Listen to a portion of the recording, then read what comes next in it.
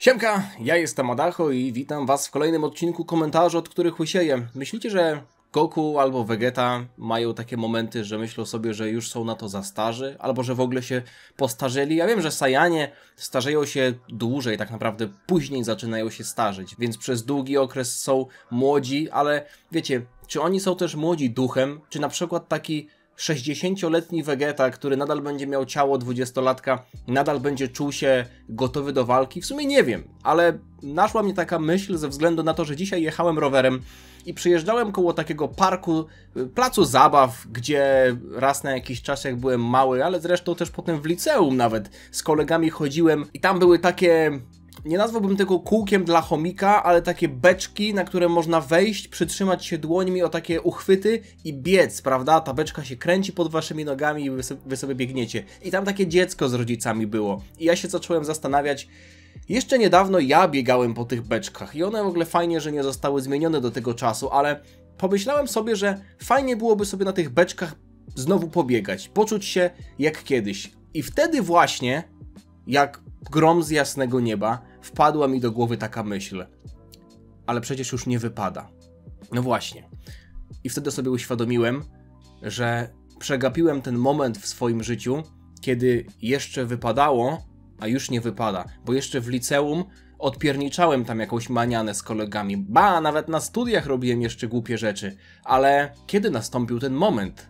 Kiedy zacząłem zakładać koszulę, kiedy zacząłem golić się na Waltera White'a, kiedy zaczęło mi nie wypadać już biegać po beczce na placu zabaw. Dlatego dzisiaj, żeby trochę się odmłodzić, no bo przecież wy, podejrzewam, że w dużej mierze jesteście osobami młodymi. Ja wiem, że dużo osób, które oglądało RTL 7 i Dragon Balla i podwórka pustoszały, kurwa, kiedyś to było. Ja wiem, że wśród was też jest sporo takich osób, starszych ode mnie, ale dzisiaj, żeby wprowadzić trochę więcej młodości, będę pił z kubka z napisem Miał and Forever. Mógłbym zdywersyfikować źródło nawadniania w celu utrzymania odporności hydrostatyczno-elektrolitowej. Ba, może gdybym nawet napisał dotację, to dostałbym jakieś $500 000 dofinansowania. Natomiast nie dywersyfikuję źródła nawadniania, piję tradycyjnie wodę z kranu. A was jeszcze raz zapraszam na kolejny odcinek Koku. Dziękuję wam za wszystkie komentarze. Zaczynamy od Studni 96. Pytanie do Koku. Siemka Adacho, cześć Studnia. Czy nie uważasz, że Vegito wymyślił bardzo idiotyczny plan? Podoba mi się, jako fanowi Gogety, nie minęły 3 minuty filmu, a już mamy jebanko Vegerota. Nie no, pozdrawiam wszystkich fanów Bleacha. Bardzo idiotyczny plan, w którym chciał uwolnić z ciała Super Bugohana, dzieciaki i Piccolo. Przecież w tamtym momencie na ziemi żyli tylko Dandy, Herkules i Tenshinhan, więc i tak użyliby smoczych kul, żeby przywrócić wszystkich poległych do życia. Czy warto było szaleć tak przez całe życie? Czy Vegito ma hajs i respekt na scenie? Podejrzewam, że ani jednego, ani drugiego. Znaczy, czy warto było ryzykować? Coś pominąłem, czy za logiczne na Dragon Balla. Great job. Dziękuję bardzo, Studnia. Będę posiłkował się kadrem z mangi, ponieważ tak się składa, że ostatnio... już o tym mówiłem, ale nie wiem, kiedy to widzicie, więc być może już o tym słyszeliście, a być może nie. Nadrabiam całego Dragon Balla. Ze względu na to, że od dłuższego czasu chodzi mi pewien film po głowie. Ranking. A zresztą powiem wam, ranking suck.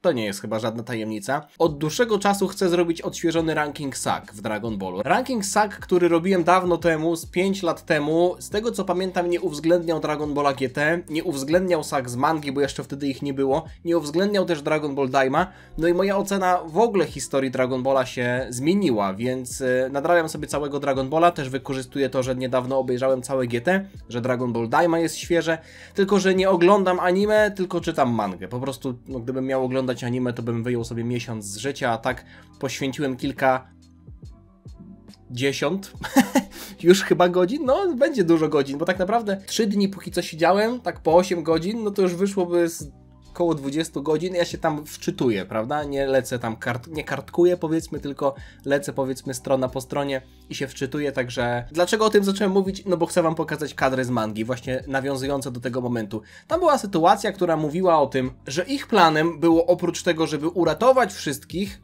to zmniejszyć siłę Bu, czyli po prostu chcieli wrócić Bu do jego podstawowej formy. W momencie, w którym Vegeta pokruszył Potarę, Goku powiedział, że nie mamy gwarancji, że możemy wszystkich uratować i że Bu wróci do swojej pierwszej formy. Więc okej, być może pod tym względem, że chcieli uratować dzieciaki Piccolo, Gohana, podczas kiedy i tak musieliby resztę wskrzesić. To było trochę dziwne, faktycznie to mogło się trochę nie kleić, ale można byłoby powiedzieć, że oni chcieli uratować ich ze względu na to, żeby Buu stał się słabszy. Tylko.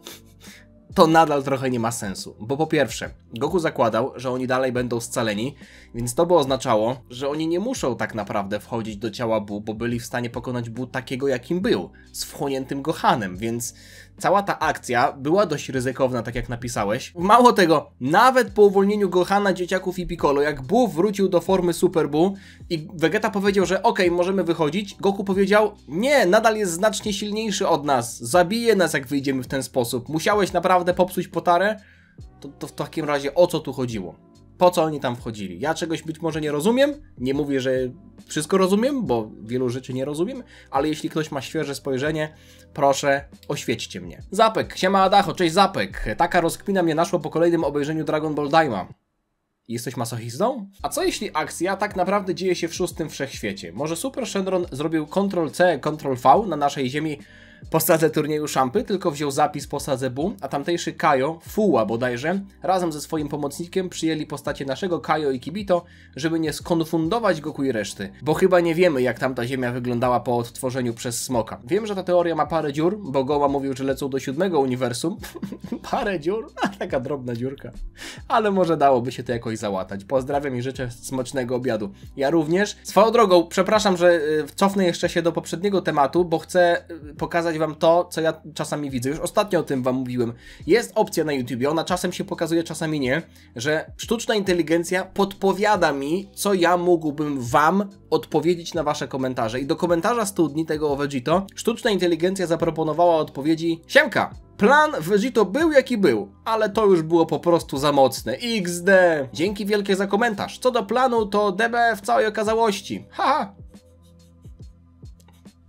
Mógłbym powiedzieć, że zrobię odcinek specjalny, w którym odpowiedzi będą tylko ze sztucznej inteligencji, ale to byłoby naplucie wam w twarz, więc nie będę tego robił. Wracając do tej teorii z Dragon Ball Daima, jest ona bardzo grubymi nićmi szyta. Tak jak sam powiedziałeś, była mowa bezpośrednio o 7. wszechświecie. Tak naprawdę to bardziej skonfundowani prawdopodobnie byliby mieszkańcy Nowej Ziemi w 6. wszechświecie, przez to, że nagle się w sumie narodzili, kopie Goku, Vegety i wszystkich naszych bohaterów, one musiałyby się narodzić w tym świecie. I okej, z ich perspektywy niczym by się nie różniło to, czy są w 6. czy w 7. wszechświecie, ale oni, jeśli byliby kopiami naszych bohaterów, to nadal by myśleli, że nic się nie wydarzyło. A okazałoby się, że oni wtedy jeszcze nie wiedzieli oczywiście o 7. i 6. wszechświecie i tak dalej, no bo to działo się przed Dragon Ballem Super. W Dragon Ball Daima przecież poruszaliśmy nieraz ten wątek, że Goku i Vegeta nie mają prawa wiedzieć o innych wszechświatach, bo jeszcze to się dzieje przed wirusem i tak dalej.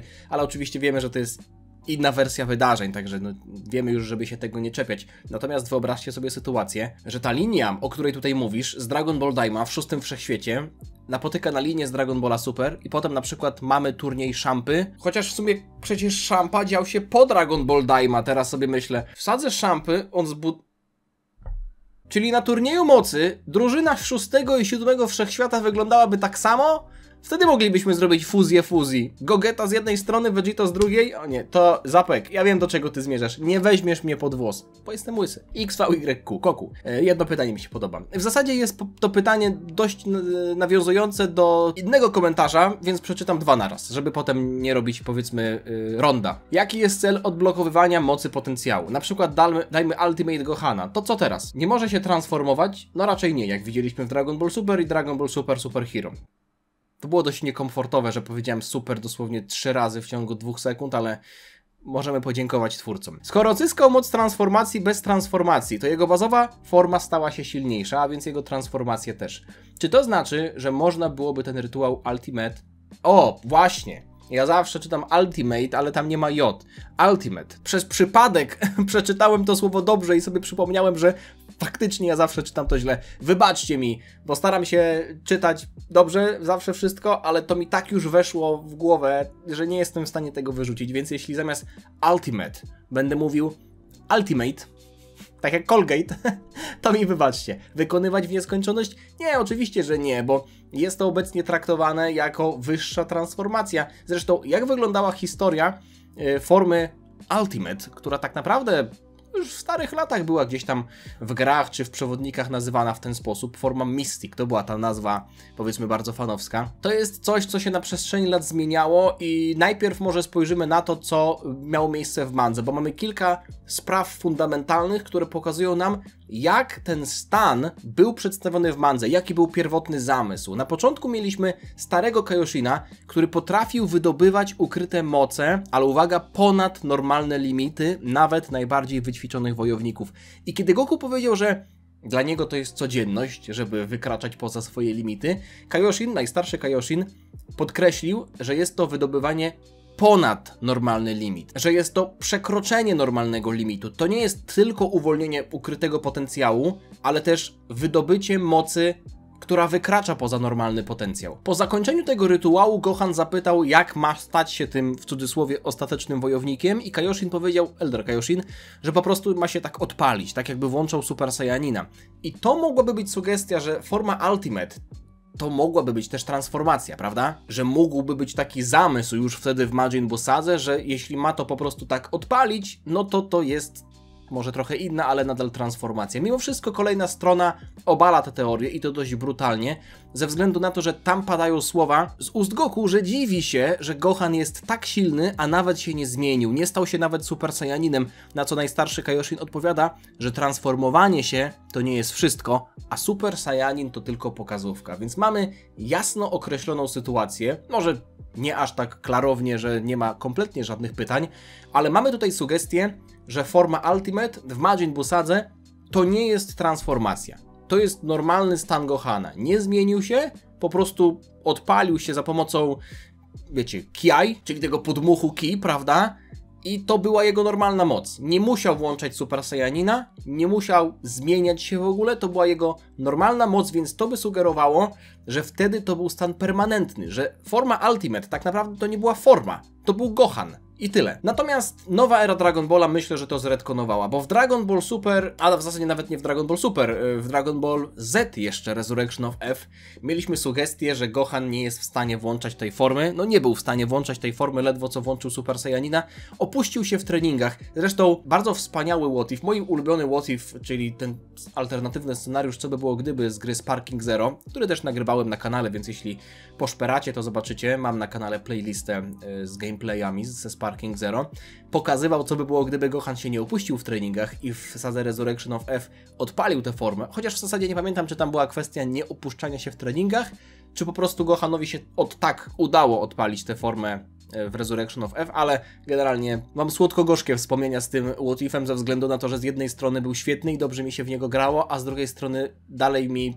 z tyłu głowy gdzieś tam pokazuje, że ta gra miała olbrzymi potencjał i można było więcej takich scenariuszy powymyśleć. Ale wracając do Gohana. Wtedy już na pewno to nie był stan permanentny, no bo jeśli Gohan nie był w stanie tego włączyć i znowu uciekał się do transformacji w SSJ, to jest sugestia, że Gohan stracił tę możliwość jakby włączania tej mocy, możliwość wykorzystywania tej mocy ze względu na to, że nie ma dostatecznie dobrej formy fizycznej. Do tej formy widzieliśmy, że Gohan wrócił na naszych oczach przed turniejem mocy, jeszcze w zasadzie w sadze przetrwania wszechświatów w anime Dragon Ball Super, kiedy podczas treningu z Piccolo jego włosy mrygały ze złotych w czarne, tylko że to była sugestia, że Super Saiyanin jest niżej niż forma Ultimate, że ta forma z czarnymi włosami to jest coś, co jest silniejsze niż forma Super Saiyanina, co zresztą widzieliśmy później w walce. Więc Super Saiyanin to jest pomnożenie bazowej, normalnej mocy. Ale forma Ultimate to jest nie dość, że wydobycie całej normalnej mocy, co wydobycie jeszcze czegoś ponad, przekroczenie tych normalnych limitów. Najstarszy Kaioshin powiedział coś jeszcze, to była pewna sugestia. Jeśli Gohan był w stanie machać mieczem Z,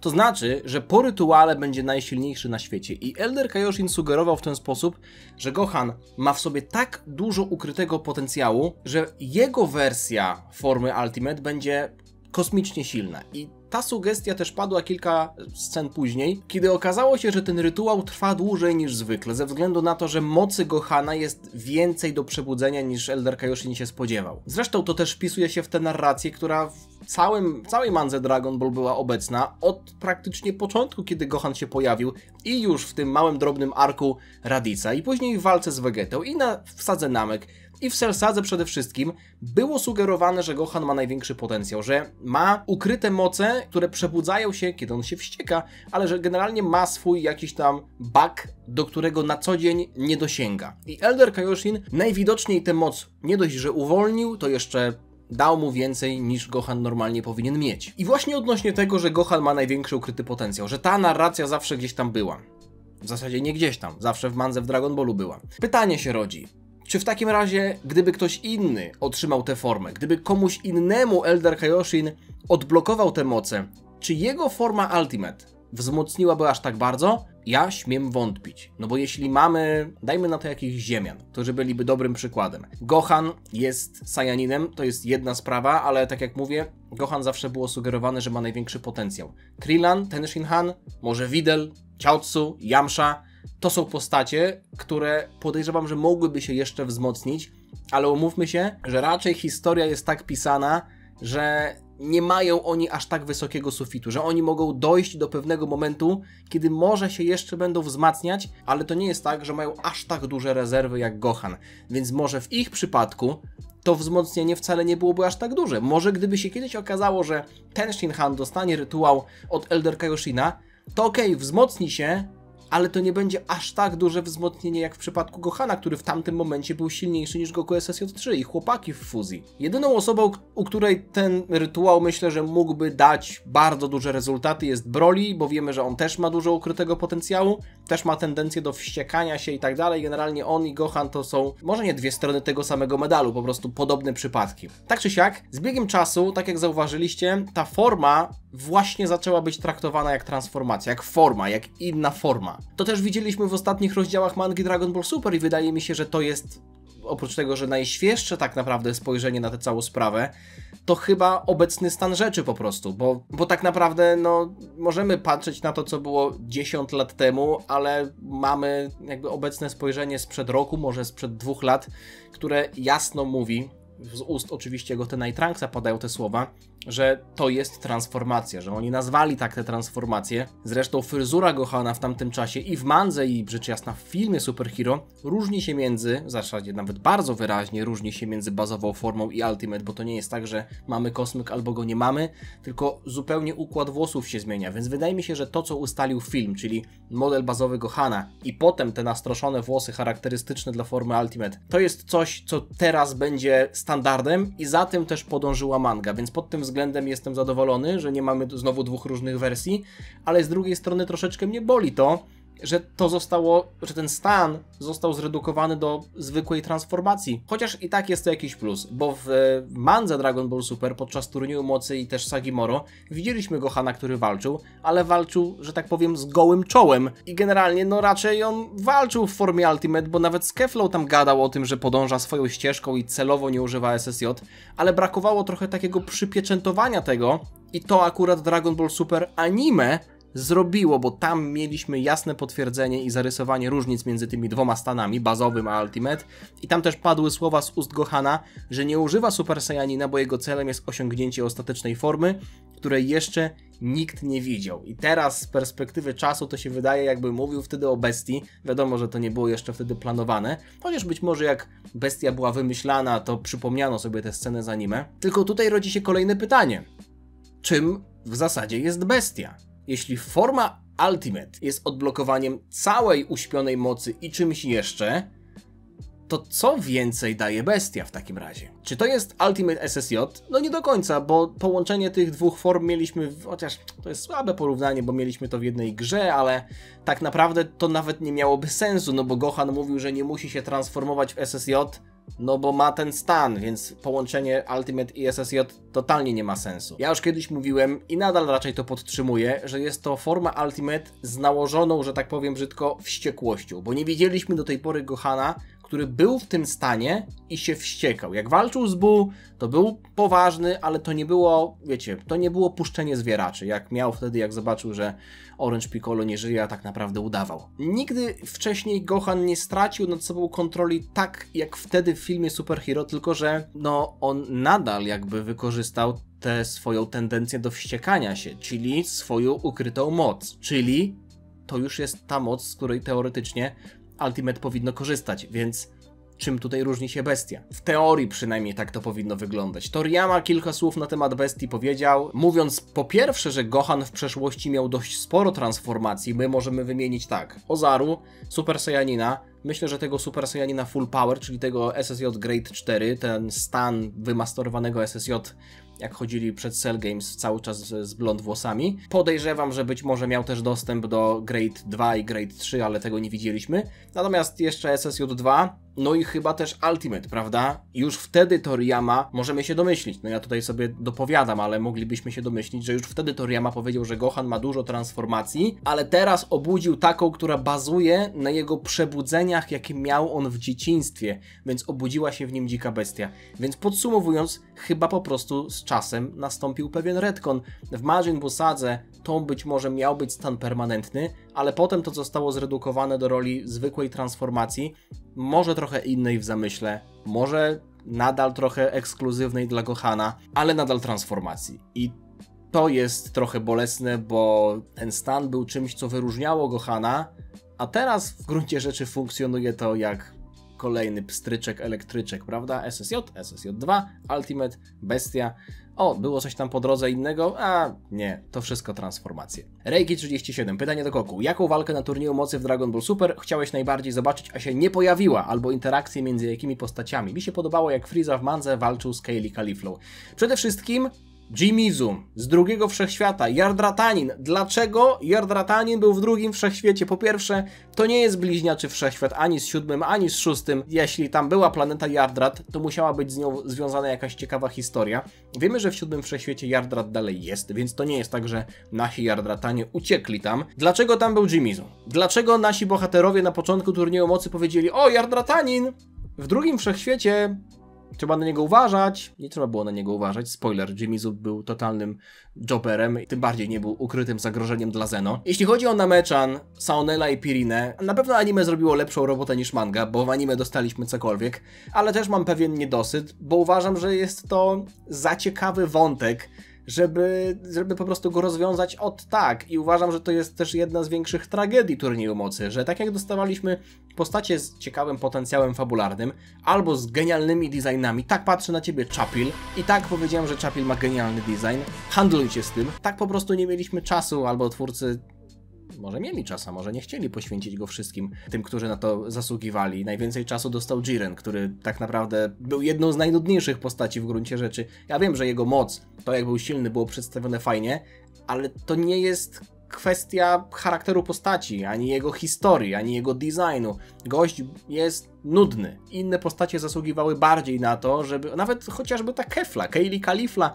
które miały to mrowienie na plecach, co widzieliśmy w anime. To było ciekawsze niż Jiren, w sensie te postacie mają więcej do zaoferowania niż Jiren, jeśli chodzi o wkład do fabuły, i na pewno zaoferowały więcej. Jiren to była po prostu taka ściana, której się na początku nie dało przeskoczyć, a potem ją i tak przeskoczyli. Najwięcej ekscytacji związanej z turniejem mocy wynikało z tego, co robili nasi bohaterowie, a nie to, że Jiren był fajny. Wiadomo, że jak w końcu zrzucił z siebie koszulkę i zobaczyliśmy bezkoszulkowego Jirena, to był efekt wow, no bo w końcu gość walczy na poważnie i jak będzie silny, ale to można byłoby powiedzieć o każdej innej postaci, więc to jest takie troszeczkę tanie. Zresztą, idziemy dalej. Arek Jakub, pytanie do Goku. Gdy ostatnio omawiałeś kanoniczność filmów kinowych, coś sobie przypomniałem. Na pewno kojarzysz owoc z drzewa mocy, który zjadł Turles podczas walki z Goku. I być może pamiętasz również narkotyk, który zeżarł Bazyl. Proszę Państwa, jest i on! A powiem Wam, że... A, nie da się go wyciągnąć, okej, trudno. Tego Turlesa kiedyś też dostałem w prezencie. Bardzo dziękuję jeszcze raz. Od jakiegoś czasu stoi tutaj obok mnie i przypomina mi o tym, żeby nie robić samonów w dokanie na głupich banerach. Narkotyk, który zeżarł Bazyl w walce z Buu w anime. Czy twoim zdaniem te dwa wspomagacze mogłyby być powiązane? Czy możliwe, że smaczek Bazyla był Smaczek to jest nazwa, powiedzmy, na takie przekąski na przykład dla kotów, prawda? A w sumie on był wilkiem, więc to taki trochę piesek. Smaczek dla pieska. Był wysuszonym owocem drzewa mocy, oba mają zbliżony kolor. Żeby wam uzmysłowić, jak to wyglądało i o czym w ogóle rozmawiamy, to jest ten, no właśnie, ten glut, który zeżarł Basil, a tak wyglądał owoc mocy Turlesa. Generalnie być może jest to trochę podobne. Wiadomo, że po wysuszeniu kolor też się zmienia, więc jestem w stanie wyobrazić sobie sytuację, że to jest wysuszony owoc mocy. Wrócę do słów Toyotaro z ostatniego Japan Expo bodajże. Każdy z was ustala sobie kanon. Jeśli to jest coś, co wam się podoba, ja bym powiedział, że tak mogłoby być. Kto wie? Przecież nigdy nie było powiedziane, że to drzewo mocy rośnie tylko w 7 wszechświecie. Nawet nie było wtedy mowy o wszechświatach. Skoro Jimizu może być w 2 wszechświecie, ja bym powiedział tak. Zapytałeś, czy mogłyby być one powiązane. Moja odpowiedź brzmi, one nie były prawdopodobnie powiązane. W sensie twórcy o tym nie myśleli, ale jak najbardziej mogłyby być powiązane. Więc tak, Basil zjadł wysuszoną rodzynkę z owocu Turlesa i dlatego stał się silniejszy. No i tak to właśnie wyglądało, więc co za tym idzie? Najlepiej to by było, jakby Goku to zjadł. Wtedy mielibyśmy w ogóle świetne nawiązanie, no bo Goku wygląda jak Turles. Młody G. Belmondo Stossinger. O kurwa. Mamy tu prawdziwego kozaka. Witka Adacho, pytanie do Goku. Oglądałem ostatnio twój ranking Goku. Oplasowałeś wtedy Kakarota, wersji Goku. Kakarota z GT na końcowym polu tieru A. Czy po ponownym obejrzeniu GT miejsce to uległoby zmianie? Nie wiem, kogo mógłby przeskoczyć, bo nie pamiętam, kto tam był przed nim. Musiałbym ten ranking zobaczyć.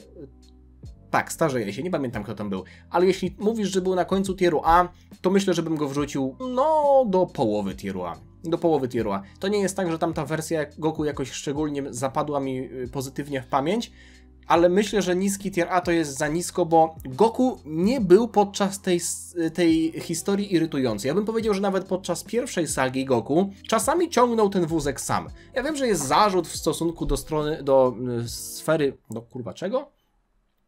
Do serii Dragon Balla GT, że to jest Goku Time. I ja też o tym ostatnio mówiłem. Saga smoków w pewnych momentach, zwłaszcza pod koniec, to jest dość żenujące wypychanie Goku na piedestał, ale te aspekty humorystyczne, albo to, że nadal był bardzo pogodnym i takim lekkodusznym, mogę tak powiedzieć, bohaterem, który z uśmiechem starał się do wszystkiego podchodzić, a jeśli chodzi o walkę, to nadal wykazywał się bystrością, szybkością reakcji i tak dalej, zwłaszcza w sytuacji z Naturonem, Shenronem i tak dalej, kiedy uratował Pan. Ja do Goku za dużych zarzutów nie mam, ale to nie jest tak, że ta wersja zapadła mi jakoś w pamięć. Mógłbym ją nawet umieścić w wysokim tierze A, ale na tier S no, potrzeba chyba czegoś więcej. A, miałem przeczytać pytanie jeszcze to drugie. Wilczek YouTube zapytał, jak działa Mystic, bo to była chyba tłumaczone jako pełne odblokowanie potencjału, ale Gohan prześcignął tę formę. Przepraszam, Wilczyk. No właśnie, to ja nie zrobiłem tego specjalnie, ale chyba ten wstęp o tym, że się starzeje, to jednak jest aktualny. Paweł Madej 94, cześć. O zdrowie pytam? Dobrze, dziękuję. Czy myślałeś, aby rozszerzyć content na kanale, aby kanał stał się bardziej ogólny o anime, aniżeli tylko o DB? Na przykład, halo, jakie tylko o DB? A co, owocowe openingi to już pies jest rał? Na przykład omawianie innych serii jak One Bleach, One Piece. Jedna brzoskwinia, One Piece, przecież omawiałem One Piece. Już mi się znudziło, ale zaraz do tego przejdę. Czy Bleach albo newsy ze świata anime itp. itd., a na pewno kanał by się rozrósł i przyciągnąłby wielu nowych widzów, a co za tym idzie, pojawiłyby się prawdopodobnie nowe współprace itp. itd. Podsumowując, i ty, i kanał, i widzowie byście na tym skorzystali. Pozdrawiam i życzę miłego dnia. Sprawa polega na tym, że ja ten kanał traktuję jak pracę, to na pewno, ale nadal też jak hobby. Moim hobby nie jest Bleach. Moim hobby nie jest anime. Nie są newsy ze świata anime. Ja nagrywam o tym, co mnie interesuje. I ja wiem, że mógłbym robić częściej filmy, tak jak ostatnio nagrywałem recenzję Solo Leveling pierwszego i drugiego sezonu, bo naszła mnie ochota na obejrzenie tej serii, więc zrobiłem to z miłą chęcią.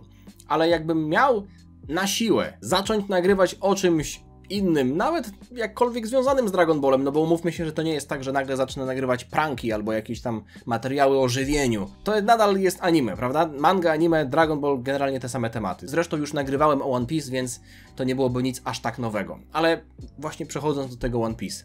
Mi One Piece się znudziło.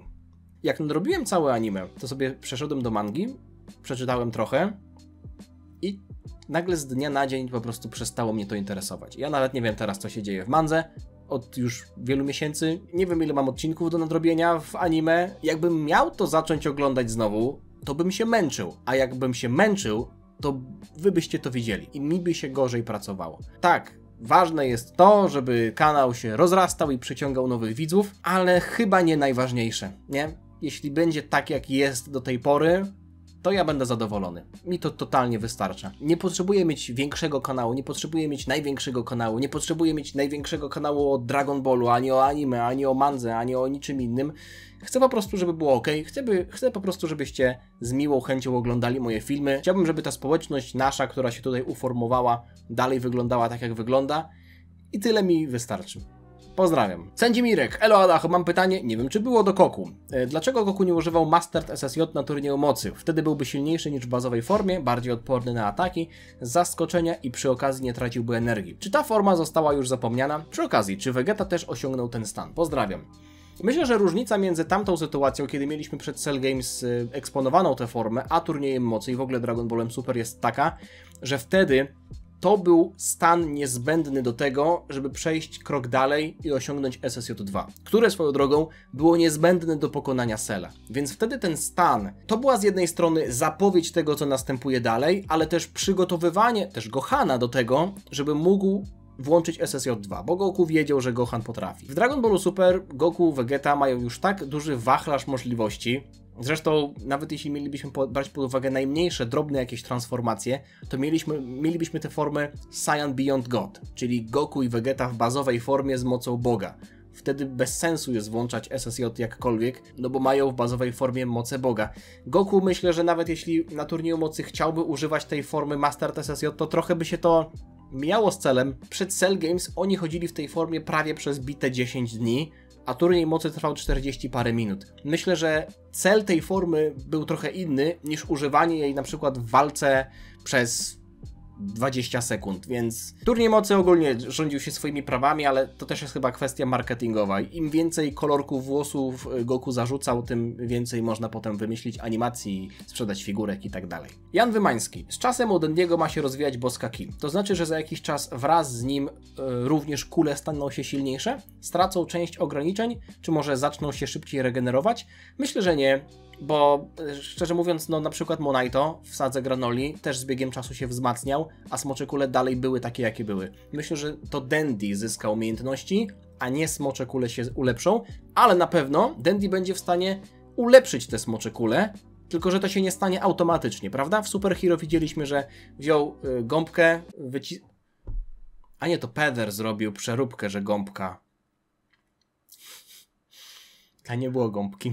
Wziął gąbkę i polał wodą z gąbki, wycisnął wodę z gąbki na Shenlonga i Shenlong nagle jest w stanie robić rytuał, który był w stanie robić Elder Guru, więc Dendi na pewno potrafi ulepszać Shenlonga, ale to nie jest tak, że kule same się będą stawać silniejsze. Gruszecki, pytanie do Koku. Co sądzisz o tym, że może Dragon Ball Z czyta się jak Fighters, czyli jako slangową liczbę mnogą, czyli Dragon Balls? Mogłoby się to odnosić do kolejnego zestawu smoczych kul, tych znamek. Wiem, że tak nie było, no bo Toriyama, ale co sądzisz o wyjaśnieniu nazwy serii? Byłoby to ok, oznaczałoby to smocze kule, prawda? Nawet nie musiałoby to nawiązywać do innego zestawu, no bo w smoczych kul też jest po prostu 7, więc już jest ich liczba mnoga. Ale wiemy, że Toriyama mówił, że ta nazwa tak naprawdę to była inicjatywa, inaczej, on wymyślił tę nazwę, ale został poproszony o wymyślenie nazwy przez Toei ze względu na to, żeby jakkolwiek oddzielić anime Dragon Ball od anime Dragon Ball Z. No i Toriyama tam wrzucił Z, bo to była ostatnia litera alfabetu i już chciał kończyć tę serię. Wyobraźcie sobie, co by było, gdyby na przykład Toriyama był Polakiem i na końcu się okazało, że Toriyama mówi, dobra, koniec tego, Dragon Ball Z, nic już dalej nie ma. A wtedy przychodzi jakiś Janusz, który tam jest wtedy szefem na przykład Shueishy i mówi, panie Akiro, a jeśli by tak zrobić Dragon Ball Z? Więc się po prostu chłop chciał wycwanić. No i finalnie mu się udało, chociaż i tak Zetka była długa. Mr. Gromen. Siemka, mam taką rozkminę. Mianowicie w oryginalnym timeline'ie występuje Future Mai, która jest z wieku Trunksa, czyli jej odmłodzenie musiało mieć miejsce przed śmiercią Piccolo. Tylko że wtedy Trunks miał ile? Ze 2 lata? Czyli wychodzi na to, że Pilaf i gang zostali odmłodzeni do naprawdę młodego wieku, rzędu maksymalnie kilku lat. Więc pytanie, co się z nimi działo przez te kilka lat, aż do ich pojawienia się w Superce. Nie wiem, czy kolega jest świadomy, ale dokładnie to jest przedstawione w bonusowym specjale w Dragon Ball Super, kiedy mamy te sytuacje, kiedy androidy niszczą miasta, walczą z naszymi bohaterami i dokładnie w tym samym czasie Mai, Shu i Pilaf są odmłodzeni. Future Trunks i Future Mai widzą się wtedy po raz pierwszy. No i co oni wtedy mogli robić jako niemowlaki? Widzimy po myślach Pilafa, że on jest małym dzieckiem, ale jego umysł jest nadal dorosły. On wiedział, że musi uciekać, jakby był po prostu dorosłym, zamkniętym w ciele dziecka. Więc nawet z takimi ograniczonymi możliwościami myślę, że byli w stanie zdobywać jedzenie, nie wiem, kraść na przykład gdzieś jabłka na bazarze, kto wie, i urosnąć. I tyle. Piotr Szczurowski. Pytanie do Goku od pewnego czasu chodzi mi po głowie. Nasi bohaterowie poruszają się z ogromnymi prędkościami i cechują się niebywałym refleksem. Jakby tego było mało, choć choreografia i taktyka już dawno zeszły na dalszy plan, potrafią w trakcie trwających ułamki sekund walk obmyślać strategię. To by wskazywało na to, że myślą równie szybko jak walczą. Czy to by nie oznaczało jednocześnie, że powinni być jakimiś geniuszami w życiu codziennym? Skoro Goku potrafi mieć milion pomysłów na walkę w minutę, to co stoi na przeszkodzie, aby zapytany o to, ile będzie 69 razy 169, po prostu to policzył. Dla przeciętnego człowieka takie zadanie jest wykonalne, ale trochę może zająć, dla Gokiego również to powinna być dłuższa chwila, która z perspektywy kogoś innego i tak trwałaby moment. Źle myślę? Ja bym to przyrównał na przykład do takiego powiedzenia, zresztą to też nie jest tylko powiedzenie, ale osoby, które przeżyły taką sytuację, mówią, że jest w tym trochę prawdy, że życie przelatuje wam przed oczami. W sytuacjach, w których myślicie, że to jest po prostu wasza mogiła, życie przelatuje wam przed oczami. Czyli generalnie wasz mózg jest w stanie, jakkolwiek na tyle, w cudzysłowie rzecz jasna, spowolnić czas, że w tych ułamkach sekund jesteście w stanie przypomnieć sobie stare rzeczy. Może przypomnieć sobie wasze jakieś sytuacje, których żałujecie, rzeczy, których nie zrobiliście, marzenia, których nie spełniliście, sytuacje, w których moglibyście się zachować inaczej, sytuacje, w których byliście szczęśliwi, wasz pierwszy pocałunek, wasze pierwsze wypite piwo na murku. I wasz mózg przetwarza wtedy tak dużą ilość informacji, że nie jesteście w stanie potem, na spokojnie, teraz jak ja siedzę przy biurku, zrobić czegoś dokładnie takiego samego, albo nawet tego wytłumaczyć. Myślę, że Goku, jako geniusz walki, jest w stanie funkcjonować w ten sposób, ale tylko jak walczy. Jeśli zapytałbyś go o matematykę, chłop miał 12 lat, a powiedział, że ma 14. Bo okazało się, że 12 jest po 11 za każdym razem. Więc akurat o matematykę i o zdolności liczenia Goku bym nie podejrzewał. Myślę, że to nie jest idealne wytłumaczenie, ale może pomoże ci spać. Michał Matyjewicz, co myślisz o istnieniu dwóch różnych Super Saiyaninów Rozy? Przewodnik po anime Dragon Ball Super przedstawia Rozę jako własną wersję Super Saiyanina, coś jak ekskluzywny zielonowłosy SSJ Broliego, która jest w stanie rywalizować z Blue. Czyli po prostu, co jeśli Shinjin, wytrenowany z boską Ki w ciele Saiyanina, spróbuje zmienić się w tradycyjnego blond-włosego SSJ. Manga za to przedstawia Rozę jako formę, która następuje, gdy Shinjin w ciele Saiyanina próbuje aktywować formę Blue, ale zamiast niebieskiego koloru następuje różowy. Ja nie wiem, o jakim przewodniku mówisz, wierzę ci na słowo, ale jeśli faktycznie było tak, że Rozę to miałoby być SSJ, po prostu Shinjina, to jest to naprawdę duże naciągnięcie, bo Zamasu zwykły, też w wersji anime, prawda, walczył z Goku w SSJ2 i srogo przepierdolił.